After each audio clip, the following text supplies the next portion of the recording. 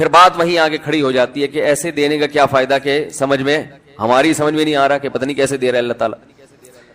تو یاد رکھیں اللہ تعالیٰ کے دینے کا انداز تھوڑا مختلف ہے. وہ کیا ہے؟ بعض مرتبہ جو چیز مانگ رہے ہوتے ہیں اللہ وہی چیز آپ کو دے دیتا ہے. اور ایسا بھی ہوتا ہے, ہمیشہ ایسا تو نہیں ہوا ہوگا کہ جو چیز مانگی اور نہیں ملی ہو. کئی بار ایسا ہوا ہے کہ جو مانگا وہ اللہ نے دے دیا, فوراً مسئلہ حل ہو گیا. بعض دفعہ بلکہ اس سے بھی پہلے کا اسٹیپ, بسا اوقات تو آپ دعا مانگ ہی نہیں رہے ہوتے, آپ اس کو دعا سمجھ رہے ہوتے ہو, لہذا اس میں وہ جان ہوتی نہیں ہے, تو قبولیت کا پھر سوال ہی پیدا نہیں ہوتا. آپ دعا پڑھ رہے ہوتے ہو, مانگ رہے نہیں ہوتے. تو اللہ نے تو دعائیں قبول کرنے کا کہا ہے, دعائیں پڑھنے پر کہا ہو, وعدہ کیا ہو, ایسا ہمارے علم میں کوئی حدیث نہیں ہے. دیکھیں یونس علیہ الصلوۃ والسلام جب مچھلی کے پیٹ میں تھے تو یونس علیہ السلام کو اپنی خطا کا احساس ہوا کہ میں اللہ کی پرمیشن کے بغیر اپنی قوم کو چھوڑ کے آ گیا ہوں. ان کو احساس ہو گیا, تبھی اللہ نے مجھے مچھلی کے پیٹ میں ڈال دیا ہے. تو اب آپ نے مچھلی کے پیٹ میں جا کے یہ دعا مانگی, لا الہ الا انت سبحانک انی کنت من الظالمین. اے اللہ تیرے سوا کوئی عبادت کے لائق نہیں ہے, سبحانک تو ہر عیب سے پاک ہے, تو نے جو مجھے مچھلی کے پیٹ میں ڈال دیا تو یہ تیری غلطی نہیں ہے, تو ہر عیب سے پاک ہے. انی کنت من الظالمین, میں ہوں ظلم کرنے والا اپنی جان پہ, مجھ سے غلطی ہوئی ہے.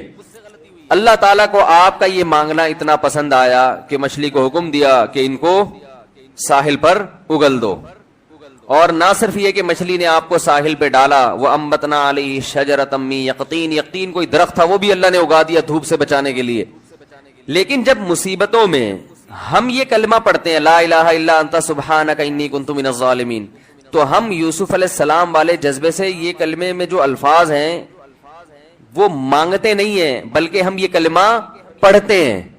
سمجھ رہے ہیں, پڑھنے کی بھی برکتیں ہوتی ہیں, میں اس کا منکر نہیں ہوں, لیکن ہمارے جو ورڈنگ ہوتی ہے نا وہ مانگنے کا اسٹائل نہیں ہوتا. ہم چھوٹے بچے تھے تو مسجد میں آیت کریمہ کا ورد ہوا کرتا تھا کہ بھائی حالات خراب ہیں آج کل, امام صاحب اسپیکر پہ اعلان کر کے بلاتے تھے, آ جاؤ بھائی آیت کریمہ کا ورد ہوگا, لا الہ الا انت سبحانک انی کنت من الظالمین, 5 لاکھ دفعہ پڑھا جائے گا. تو ہم مسجد میں آتے, وہ مسجد میں دانے رکھ, ہم تو آتے تھے, اس کے بعد جلیبیاں بھی ملتی تھیں, بڑی گرم گرم ٹائٹ جلیبیاں ہوتی تھی. اب تک وہ مزہ نہیں آیا جلیبی میں. تو وہ جلیبیاں بھی ہوتی تھی, اوپر دانے رکھے ہوئے ہوتے تھے, وہ 5 لاکھ دانے ہوتے تھے, ختم کرنے ہوتے تھے. تو پھر ہم کیا کریں, لا الہ الا انت سبحانک انی کنت من الظالمین, لا الہ الا انت سبحانک. اس میں فراڈ نہیں کرتے تھے, پڑھتے پورا تھا الحمدللہ. بعض لوگ تو کیا کرتے تھے, ایک مٹھی لی لا الہ الا انت سبحانک انی کنت من الظالمین, پھونک مارا اور سائڈ پہ رکھ دیا. وہ یہ ڈرامے بھی ہوتے تھے, لیکن ہم پورا ہی پڑھتے تھے ہم. لیکن اس میں مانگنے کا انداز تو نہیں ہوتا تھا, لا الہ الا انت سبحانک انی. پھر اس میں بچے تھے, شرارت بھی شروع ہو جاتی تھی. پھر دیکھ رہے ہیں کوئی ادھر دیکھ رہا ہے تو ایک دانا اٹھایا, لا الہ الا انت سبحانک انی کنت من الظالمین, یوں کر کے اس کی ناک پہ مارا ہے. کوئی ادھر دیکھ رہا ہے تو اس کی جیب میں ڈال دیا. تو یہ دعا مانگی جا رہی ہے, یہ تو پڑھی جا رہی ہے, ایک فارمیلٹی ہے کہ 5 لاکھ پورے کرنے ہیں, اس کے بعد جلیبی کھانا ہے اور نکلنا ہے. تو آج بھی ایسا ہی ہو رہا ہے. امام صاحب دعا مانگتے ہیں, لوگ کہتے ہیں یار چلو جب نماز پڑھ لی, 4 رکعتیں پڑھ لی, سلام بھی پھیر لیا, تو اس میں کیا جا رہا ہے, یہ بھی پورا ہی کر لو. ایسا ہی ہوتا ہے نا, یہ بھی پورا ہی کر لو, آمین آمین کہہ لیں گے. امام صاحب ڈرائیور ہیں, ہم پیچھے مقتدی ہیں, تو جہاں اتاریں گے وہیں اتریں گے ہم لوگ, پہلے تو نہیں اتر سکتے. تو یہ ایک لوگوں کے ذہن میں تصور ہے. نبی صلی اللہ علیہ وسلم نے فرمایا اللہ ظاہر قلب کے ساتھ دعا کی طرف توجہ نہیں دیتے. ظاہر قلب کا مطلب آپ کا دل حاضر نہیں ہو, کچھ اور سوچ رہے ہو, اور ادھر سے آپ نے ویسے ہی ایک فارمیلٹی پوری کرنے کے لیے. اللہ کہتے ہیں کہ جب تو مانگنے میں مخلص نہیں ہے تو میں تجھے کیوں دوں. تو مانگنے میں ہی مخلص نہیں ہے. تو بعض دفعہ بلکہ اکثر ایسا ہوتا ہے کہ ہماری دعا میں جان ہی نہیں ہوتی. آدم علیہ السلام کو جب جنت سے نکالا گیا تو پریشان تھے, بے چین تھے, مضطرب سے, میں کیا کروں کہ اللہ مجھ سے خوش ہو جائے.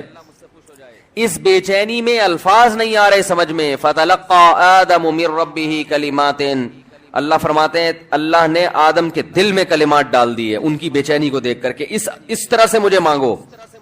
جب انسان اخلاص کے ساتھ دعا مانگتا ہے تو الفاظ کا القاء کہاں سے ہوتا ہے, اللہ کی طرف سے وہ القاء ہونا شروع ہوتا ہے. اللہ کہتے ہیں اس طرح سے مانگ. حضرت حکیم اختر صاحب رحمہ اللہ تعالیٰ نے ایک واقعہ بیان کیا, فرمایا کہ ایک شخص نے حرم میں, انہوں نے دیکھا یا کسی اور بزرگ نے دیکھا کہ حرم میں ایک شخص اللہ سے دعا مانگ رہا ہے گناہوں کی معافی کے لیے, اور اللہ سے کہہ رہا ہے کہ اے اللہ اگر تو میرے گناہ معاف کر دے گا تو بھی خوش ہوگا اور تیرے حبیب محمد صلی اللہ علیہ وسلم بھی خوش ہوں گے کہ ایک آدمی کی بخشش ہو رہی ہے, اور تیرا یہ بندہ بھی خوش ہو جائے گا. اور اگر معاف نہیں کرے گا تو بھی خوش نہیں ہوگا, کیونکہ اللہ کو جہنم میں ڈال کے وہ خوشی تو ہوتی نہیں ہے بندوں کو. اور تیرے حبیب محمد صلی اللہ علیہ وسلم کو پتہ چلے گا, وہ بھی خوش نہیں ہوں گے, اور میں بھی خوش نہیں ہوں گا. شیطان خوش ہوگا جو تیرا دشمن ہے. اب خود سوچ لے, تو اپنے دشمنوں کو خوش کرنا چاہتا ہے, یہ اتنے سارے ہیں بھائی, اتنے سارے دوست ہیں تیرے, ان کو ناراض کر کے تو خوش کس کو کر رہا ہے؟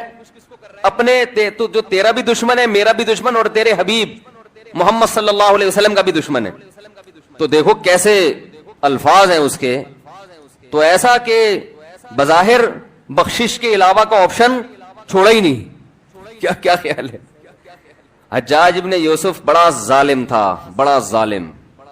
موت کا جب وقت آیا, تھے یہ لوگ ایمان والے, چاہے ظالم تھے, بدعمل تھے, لیکن اللہ پر ایمان بہرحال رکھتے تھے. ان کو پتا تھا کہ میں غلط کر رہا ہوں. جب موت کا وقت آیا تو کہنے لگا کہ اے اللہ, لوگ کہتے ہیں کہ تو مجھے نہیں بخشے گا, لوگ کہتے ہیں کہ میرے جیسے گناہگار کو تو نہیں بخش سکتا. بڑے عجیب الفاظ ہیں, اللہ کی رحمت کو جوش دلا رہا ہے کہ تو ایسا کر کے دکھا دے, یعنی کچھ ایسا کر کے دکھا دے کہ جو تیرے بارے میں لوگ گمان کر رہے ہیں وہ گمان کیا ہو جائے. یہ بالکل ایسے ہے جیسے کوئی بہت بڑا سیٹ ہو, آپ اس سے بہت زیادہ بڑا قرضہ مانگنے کے لیے جائیں جو کہ عام طور پر نہیں ملتا, لیکن آپ اس کو جوش دلا رہے ہو کہ لوگ کہتے ہیں کہ تو اتنا بڑا قرضہ نہیں دے سکتا, تو آج تو اپنی سخاوت دکھا دے کہ میں اتنا بڑا قرضہ بھی دے سکتا ہوں. تو مرتے ہوئے کیا کہنے لگا کہ اللہ, یہ پبلک کہہ رہی ہے کہ تو مجھے نہیں بخش سکتا, یعنی یہ تیری رحمت کو چیلنج کر رہی ہے کہ اتنے بڑے گناہگار کو نہیں بخشے گا اللہ, تو آج کیا کر لے, تو یہ دکھا دے اپنی رحمت سے کہ میں اتنے بڑے گناہگار کو بھی معاف کر سکتا ہوں. اب پتہ نہیں اللہ نے معاف کیا نہیں کیا, وہ تو اللہ کا معاملہ اور حجاج بن یوسف کا معاملہ, لیکن علماء کہتے ہیں یہ اس نے الفاظ بڑے ڈینجرس کہے ہیں مرتے وقت. ڈینجرس کا مطلب یعنی دوسرے معنی میں ایسے ہے کہ اس نے اللہ کی عرش کو ہلا دیا ہوگا. اللہ کو مانگنا اتنا پسند ہے. پہلی بات تو یہ ذہن میں رکھیں کہ اس سے بڑی کوئی عبادت نہیں ہے دعا سے, اور دعا سے مشکل کوئی عبادت نہیں ہے. نماز پڑھنا آسان ہے, زکات دینا آسان ہے, روزہ رکھنا بھی آسان. سب سے مشکل کام کیا ہے؟ دعا مانگنا. اسی وجہ سے ہم نے جن لوگوں کو دیکھا کہ وہ واقعی دیندار ہیں, اللہ والے ہیں, ہم نے صرف انہی کو دعائیں مانگتے ہوئے دیکھا ہے. عام لوگوں کو ہم نے دعاؤں کو اتنا فوکس کرتے ہوئے نہیں دیکھا. وہ دوسری چیزوں کو زیادہ فوکس کرتے ہیں, دعاؤں پہ زیادہ زور نہیں ہوتا ان کا. وظیفوں پہ تو ہوگا صبح شام, یہ والا اتنی دفعہ, وہ والا اتنی دفعہ, وہ بھاگ گئی واپس آ جائے اس کے لیے اتنی دفعہ, وہ جا نہیں رہی اس کے لیے اتنی دفعہ. یہ وظیفوں پہ تو ہوگا زور. ایسے ہوتا ہے نا ہاتھ اٹھا کے اللہ سے گڑگڑا کے مانگا جائے, یہ چیزیں کم. میں جب حج پہ گیا تو اپنے شیخ مرشد کے ساتھ تھا. پہلے ہی ہم نے ان کو دیکھا تھا, بہت زیادہ دعائیں مانگتے ہیں وہ, بہت زیادہ ان کو دعاؤں میں دل لگتا ہے, بہت دعائیں مانگتے ہیں. تو مجھے کسی نے بتایا کہ یہ جب بیت اللہ کو دیکھتے ہیں تو اتنی لمبی دعا مانگتے ہیں کھڑے کھڑے کہ تم ان کے ساتھ ٹھہر نہیں سکتے. میں نے کہا کیوں نہیں ٹھہر سکتے, ہم جوان ہیں, ان کی عمر زیادہ ہو گئی اور ان کو کچھ بیماریاں بھی ہیں. تو میں نے کہا ہو جائے مقابلہ پھر, ٹھیک ہے نا, دیکھتے ہیں کون زیادہ لمبا ٹھہر لیتا ہے. تو جب بیت اللہ پہنچے, ان کی نظر بیت اللہ پہ پڑی, ذرا قریب گئے. یہ جو کہتے ہیں نا بیت اللہ پہ نظر پڑتے ہی وہیں ٹھہر جاؤ, شروع ہو جاؤ, ایسا نہیں ہے. بیت اللہ پہ اگر نظر پڑی ہے آپ کی تو کوئی بات نہیں, اور قریب چلے جائیں. کوئی دوسرا عمل کرنے سے پہلے دعا مانگیں. پہلی نظر کا مطلب یہ ہوتا ہے کہ جب نظر پڑی ہے تو اب طواف شروع کرنے سے پہلے یا کوئی دوسرا عمل کرنے سے پہلے آپ جا کے دعا مانگیں. تو وہ دور سے نہیں بلکہ جتنا قریب جا کے مانگیں اتنا زیادہ اچھا. لوگ کیا کرتے ہیں, یوں منہ نیچے کر کے جا رہے ہوتے ہیں کہ پہلی نظر پڑ گئی تو پھر دعا کا موقع نکل جائے گا, تو یوں وہ ٹکرا بھی جاتے ہیں. کچھ نہیں ہوتا, نظر پڑ جائے تو اور تھوڑا قریب جائیں, قریب جا کے دعا مانگیں. تو ان کو ہم نے دیکھا کہ انہوں نے دعا مانگنا شروع کی, میں بھی کھڑا ہو گیا ساتھ میں, ہم نے کہا چلو ہم بھی مانگتے ہیں. تو وہ اتنی دیر تک حالانکہ کمر میں بھی تکلیف, بیماریاں بھی ہیں, شوگر بھی ہے. تو بالآخر میں نے ہتھیار ڈال, میں نے کہا میں اتنی دیر کھڑا نہیں ہو سکتا. اور میں پھر اب بیٹھتے ہوئے شرم بھی آ رہی تھی کہ وہ بولیں کہ میری عمر زیادہ ہے اور یہ دیکھو ابھی جوان, شادیاں تو کرتا رہتا ہے, تو یہ کیا شادیاں کرے گا جو کھڑا نہیں ہو سکتا اتنی دیر. تو وہ اتنی دیر ہو گئی تو میں بیٹھ گیا واقعی. تو کئی ایسے ہمارے اکابر گزرے ہیں، بزرگ گزرے ہیں، 1 گھنٹہ 2 گھنٹہ 3 گھنٹہ مرکز میں، تبلیغی مرکز میں کسی نے بتایا کہ ایک بزرگ کو میں نے دیکھا صبح اشراق کے وقت دعا مانگنا شروع کی ہے اور ظہر کی نماز میں اٹھے، اشراق کے وقت دعا مانگنا شروع کی اور کب اٹھے؟ یہ وہ لوگ تھے جن کا دعاؤں میں دل لگتا تھا۔ اب بتائیں دعا مشکل عبادت ہے یا نہیں ہے؟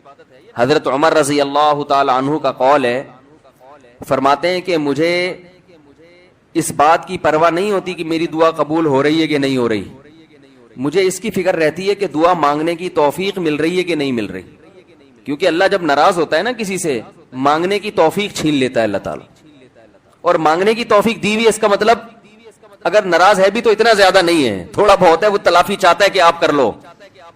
مانگنے کی توفیق ملنا اس کی علامت ہے کہ اللہ اگر ناراض بھی ہے تو بہت زیادہ نہیں روٹھا ہوا، بلکہ اس نے سوری کا آپشن دیا ہوا ہے کہ چلو مانگ کے اپنا منا لو، مجھے کسی بھی طریقے سے راضی کر لو۔ دعا کا اس قدر فائدہ ہوتا ہے انسان کو، اس قدر فائدہ ہوتا ہے، آپ مانگنا شروع کریں زندگی چینج ہونا شروع ہو جائے گی، آپ کی زندگی میں تبدیلی آنا شروع ہو جائے گی۔ جتنا تعلق اللہ کے ساتھ دعا کے ذریعے بنتا ہے اتنا تعلق کسی اور چیز سے نہیں بنتا۔ دیکھو کسی سے دوستی کرنا چاہتے ہو، دوستی کا سب سے بہتر طریقہ کیا ہے؟ اس سے گپ شپ شروع کر دو، یہی طریقہ ہے نا بھائی۔ آپ کا دوست کون ہے؟ وہ جس سے آپ کی گپ شپ زیادہ ہوتی ہو، اسی سے دوستی ہوگی نا۔ اب آپ بتا رہے یہ میرا جگری دوست ہے، بہت پرانا دوست ہے، میں پوچھوں گا آپ سے بھائی یہ دوستی کیسے ہوئی؟ یہ دوستی بھائی ایسے ہوئی کہ میں جس کالج میں پڑھتا تھا وہیں یہ بھی یہی پڑھتا تھا، تو کیا کرتے تھے آپس میں کوئی بات چیت ہوتی تھی؟ بات چیت تو نہیں ہوئی کبھی زندگی میں، تو پھر دوستی کیسے ہو گئی؟ پڑھتے تو بہت سارے لوگ ہیں۔ دوستی کے لیے سب سے پہلی چیز کیا ہے؟ بات چیت۔ دعا میں انسان بات چیت شروع کر دیتا ہے کس کے ساتھ؟ اللہ کے ساتھ، تو اللہ اور بندے کا کنیکشن مضبوط ہونا شروع ہو جاتا ہے۔ اس لیے اہل اللہ کو تو اس کی پرواہ نہیں ہوتی کہ میری دعا قبول ہو بھی رہی ہے کہ نہیں ہو رہی ہے، وہ کہتے ہیں ہمیں مانگنے کی توفیق مل رہی ہے، معذرت کے ساتھ تھوڑی میں ابیوز لینگویج استعمال کرتا ہوں کہ بھاڑ میں جائے قبول ہونا، ٹھیک ہے نا، ہمیں تو اس بادشاہ کے دربار میں ہاتھ پھیلانے کی توفیق مل رہی ہے، بس ہمارے لیے اتنا کافی ہے، تعلق بحال ہے ہمارا اس سے۔ تو میں یہ عرض کر رہا تھا کہ کبھی ہماری جو دعائیں قبول نہیں ہوتی بسا اوقات اس کی وجہ یہ ہوتی ہے کہ ہمارا وہ عمل دعا ہوتا ہی نہیں ہے۔ جب دعا ہی نہیں ہوتا تو پھر اس میں قبولیت کہاں سے آ گئی؟ وہ تو ہم پڑھ رہے ہوتے ہیں الفاظ رٹا لگا کے ایک چیز کو، یعنی ایک پڑھنے کے انداز میں ہوتی ہے، وہ اس میں جذبات ہی نہیں ہوتے۔ جذبات کن لوگوں کے ہوتے ہیں؟ امام بخاری رحمہ اللہ تعالی کی سوانے پڑھیں آپ، بچپن میں نابینا ہو گئے، والدہ تو آپ کو بڑا علم سکھانا چاہتی تھی، پریشان کہ اللہ یہ تو میرا بچہ ہی نابینا ہو گیا، تو رات کو مصلے پہ گڑ گڑا کے دعا مانگنا شروع کی، اے اللہ میرے بچے کی بینائی واپس لوٹا دے، اے اللہ اس کی بینائی واپس لوٹا دے۔ اتنا مانگا ہے کہ روتے روتے دعا مانگتے مانگتے آنکھ لگ گئی، خواب آیا، 2 فرشتے آپس میں بات کر رہے ہیں کہ اللہ نے اس عورت کی دعا قبول کر لی ہے اور اس کے بچے کو بینائی لوٹا دی ہے۔ جب آنکھ کھلی ہے تو دیکھا کہ بچے کی بینائی واپس لوٹ چکی تھی۔ تو جاہلوں سے نہیں الجھتے۔ آگے اللہ فرماتے ہیں والذین یبیتون لربہم سجدا وقیاما، رات کو اپنے رب کے سامنے سجدہ اور قیام کرتے ہیں، سجدے میں سر رکھتے ہیں یعنی نماز پڑھتے ہیں اور قیام کرتے ہیں راتوں کو اٹھ کے۔ کیوں قیام کرتے ہیں؟ والذین یقولون، اس لیے نہیں کہ کوئی کام اٹکا ہوا ہوتا ہے تو کسی بزرگ نے وظیفہ بتایا ہوا ہوتا ہے کہ رات کو 2 رکعت پڑھ کے یہ مانگو تو یہ کام ہو جائے گا، نہ نہ نہ، ان کا 2 کام اٹکے ہوئے ہوتے ہیں۔ ایک کام ان کا یہ ہے کہ ان کو یہ ڈر ہے کہ آخرت میں میرا بنے گا کیا، کہیں وہ اس آگ میں تو اللہ مجھے نہیں ڈال دے گا جو اس نے نافرمانوں کے لیے رکھی ہے، اور دوسرا جب وہ جنت کے تذکرے سنتے ہیں تو ان کو ڈر لگتا ہے کہیں اس جنت سے ہم محروم تو نہیں ہو جائیں گے۔ کتنا قرآن میں اللہ نے جنت کو بیان کیا نا، ایسے باغات، ایسی نہریں، ہمیشہ کی زندگی جس میں کبھی بڑھاپا نہیں آئے گا، موت تو دور کی بات، تھوڑی دیر کے لیے تصور کر لو اگر واقعی ایسا ہے تو یار یہ کوئی کم نعمت ہے۔ مالا عین رأت ولا اذن سمعت ولا خطر علی قلب بشر، اللہ کہتے ہیں میں نے اپنے بندوں کے لیے ایسی نعمتیں چھپا دی ہیں جو نہ کسی آنکھ نے دیکھی نہ کسی کان نے سنی۔ ابھی اللہ پردے ہٹا دے کلیجے پھٹ جائیں ہمارے، ایسی نعمتیں خود سوچو نا، جو اللہ نے انعام کے طور پر عیش کا سامان رکھا ہوگا وہ تو اللہ نے رکھا ہے نا، دنیا میں اتنے مزے کی چیزیں اللہ نے پیدا کر دی ہیں, شدید بھوک لگی ہوئی ہو ٹائٹ والی, اور گرم گرم نہاری آئے, اس میں نلی بھی ہو اور مغز بھی ڈلا ہوا, اور گرم گرم ہوٹل کی وائٹ آٹے والی روٹی ڈاکٹروں کے مشورے کے بغیر, کیونکہ جہاں ڈاکٹر کا مشورہ ہوگا نا کھانے میں مزہ ختم ہو جائے گا, یہ ذہن میں رکھو. جب مزے کی چیز کھانے کا دل کیا کرے تو ڈاکٹر سے کبھی بھی مشورہ نہیں لیا. تو یہ کیسی نعمتیں ہیں نا. افطار میں ہمیں کتنا مزہ آتا ہے, جس دن زیادہ بھوک لگے اور زیادہ پیاس لگے, کیسا مزہ آتا ہے. دنیا میں یہ وہ مزہ ہے جو کچھ جس کی 2 ٹکے کی حیثیت نہیں. کنوارا آدمی پہلے زمانے میں, اب تو پتہ نہیں کیا کیا الٹے الٹے کام کنواروں نے شروع کر دیے ہیں, ان کی شادی کی لذت بھی اللہ نے چھین لی ہے ان کنواروں سے. پہلے اتنا کچھ اوٹ پٹانگ دیکھ چکے ہوتے ہیں, ورنہ پہلے زمانے میں, اب بھی بہت سے نیک لوگ بھی ہیں, ایسا نہیں ہے, جب لڑکے کی شادی کا ٹائم آ رہا ہوتا تھا نا, دن گن رہے ہوتے تھے, تاریخیں گن رہے ہوتے تھے, گھنٹے, منٹ, سیکنڈ. کیوں بھائی, ایک بیوی کی نعمت ملنے والی ہے. کبھی کی زندگی میں کسی عورت کو دیکھا نہیں, یہ پوری زندہ لیڈیز مل جائے گی.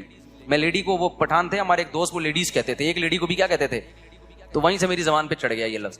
تو پوری زندہ ایک عدد کیا ملنے والی ہے اس کو, تو خوشی سے کیا ہو جاتا تھا, پاگل. تو حالانکہ اللہ کیا کہہ رہا ہے, حور مقصورات فی الخیام, میں نے اپنے نیک بندوں کے لیے حوریں خیموں میں چھپا کے رکھ دی ہیں. اس لیے جو کنوارے چھڑے چھاٹ ہیں نا, نہیں مل رہی, زیادہ غم نہ کرو, وہاں کیا ہوگا, مل جائے گی.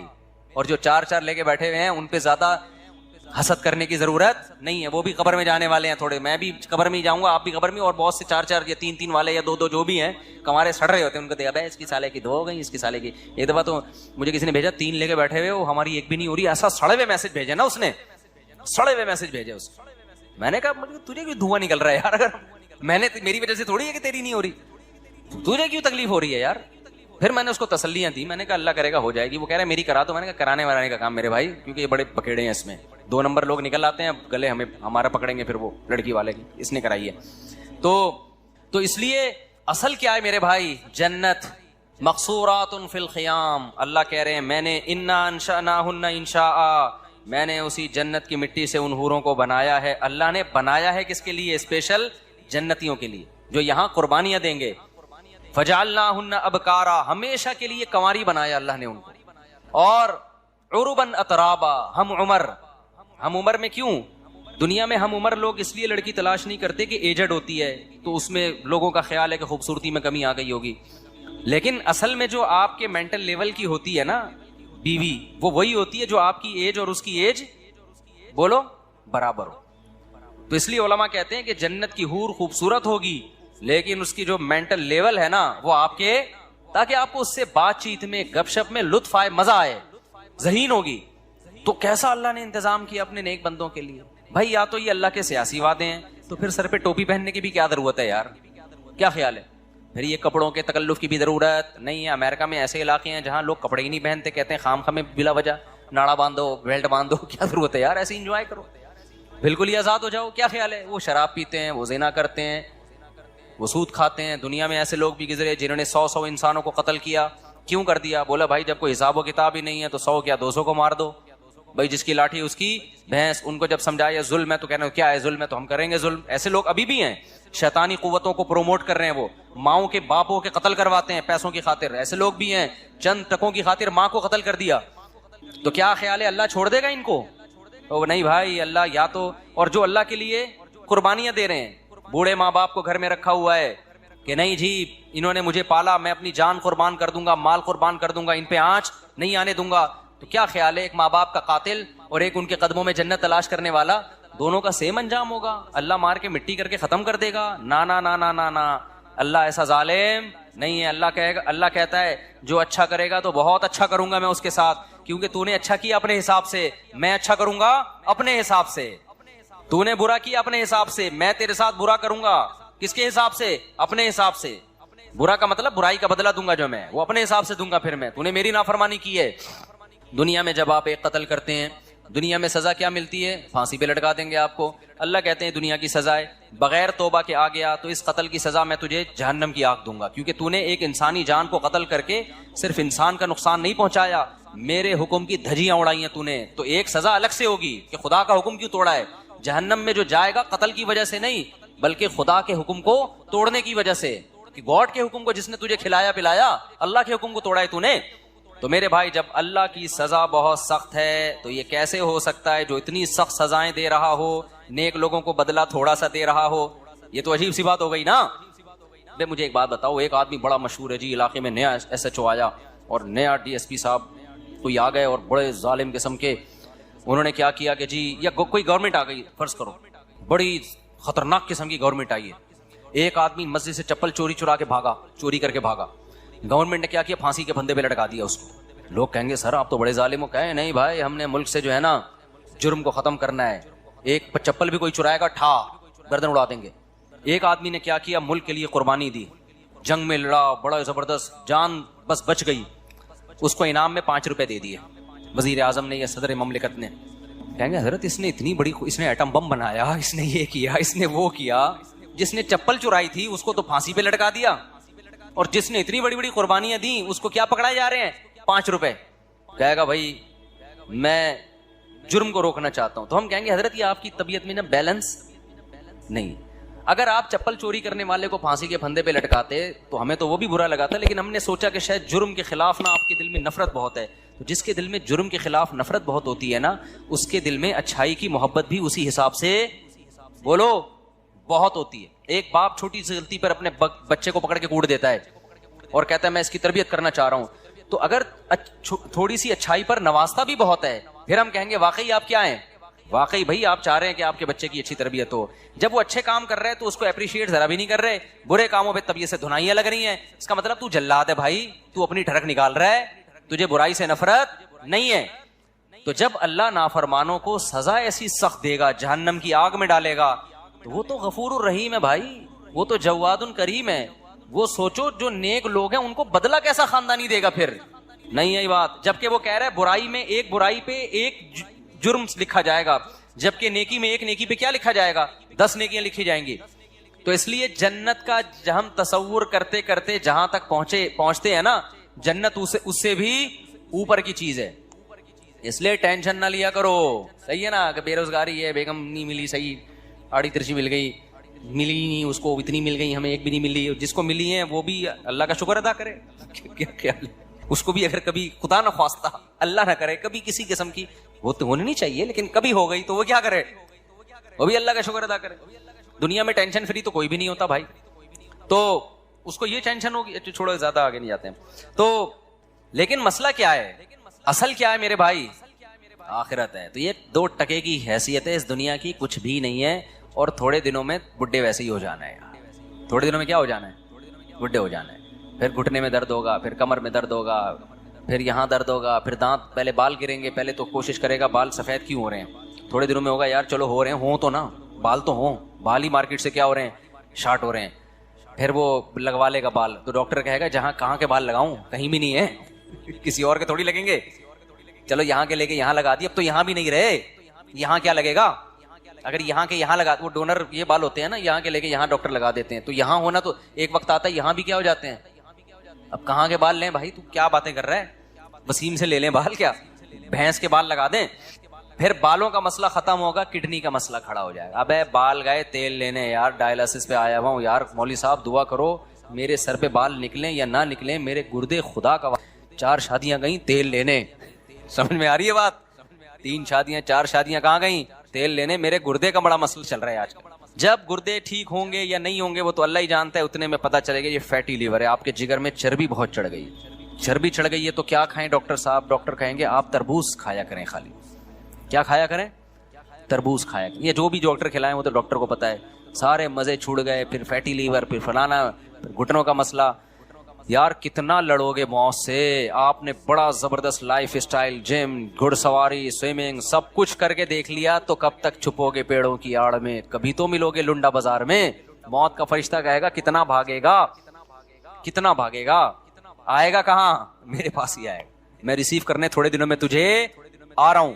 80 سال نکال لے گا, 50. انگریزوں سے اچھی تھوڑی سی تو ہو سکتی ہے, وہ بھی 90 تک وہ بھی نہیں پہنچتے, 80 میں ہے کتنے دن, ایسے ٹھک ٹھک ٹھک کر کے ٹائم گزرتا ہے. اور اس میں آخری 20-30 سال تو ویسے ہی بڑھاپے کھانسنے کے بھی ہیں اس میں, وہ کوئی کسی کام کے نہیں ہے, وہ بس ثواب حاصل, وہ بھی جب مسجد میں دل لگتا ہو, ورنہ مسجد میں دل نہیں لگے گا تو وہ بھی PUBG کھیل کے گزارے گا بڑھاپے میں, وہ بھی برباد. تو اس لیے میرے بھائی اصل کیا ہے, اللہ کہہ رہا ہے اصل کیا ہے؟ وَإِنَّ الدَّارَ الْآخِرَةَ لَهِيَ الْحَيَوَانُ، اصل آخرت کی زندگی ہے جو اصل زندگی ہے، اس میں ایسی جوانی ہے جس میں کبھی بڑھاپا نہیں آئے گا، اس میں ایسی صحت ملے گی کبھی بیماری نہیں ہوگی۔ اِنَّكَ لَا تَجُوعَ فِيهَا وَلَا تَعْرَىٰ، اللہ نے آدم حوا کو کہا تھا اے آدم اس درخت کے قریب مت جانا، اس جنت میں رہنا